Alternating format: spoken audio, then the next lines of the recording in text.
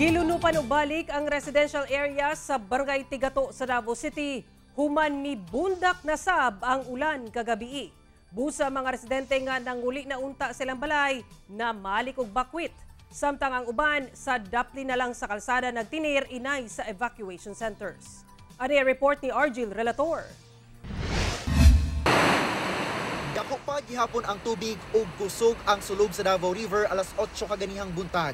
Taliwala sa halos tagatuhod nga baha nang gawas pagbalik ang mga residente sa Barangay Tigato nga anakilid sa Davao River human misaka balik ang level sa tubig baha sa suba. Luyo nga ni undang na ang pag-ulan apan parayon matud pa ang pagtaas sa level sa tubig gikan sa Davao River padulong sa mga residential area. Busa kadtong mga residente nga temporaryong natiner sa ikaduhang andana sa ilahang balay na nakadesisyon nga mobakwit na.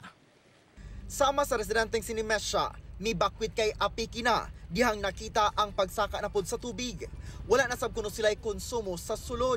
Kaya naman mi taas, niya pro nasudlan man among kuan, nanguan pa man mi nang dali-dali pa mi gisakas mga gamit sa taas. O nagsakag tubig, kanang lawom nag-edito sa tunga-tunga. Mihubas na daw unta ang baha, apan kaganihang buntag, misaka na sab. Busa, nagdali-dali pagawas sila no rin sa ilang balay.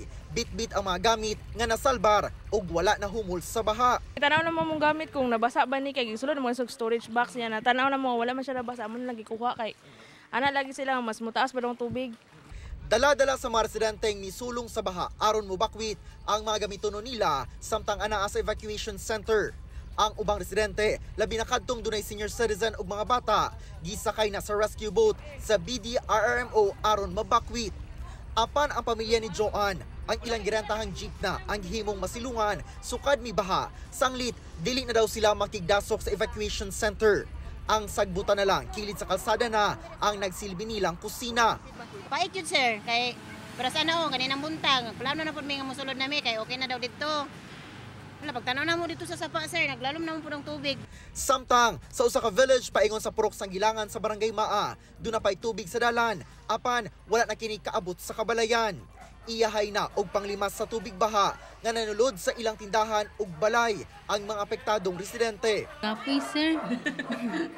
Nudkuan ka nang hantod karon wala pa ni hubas. Butong pagimi may kaon. May kaon pa pud sir. Sumala sa Davao CDRMO, walay natalang casualty sa halapad nga pagbaha sa Davao City.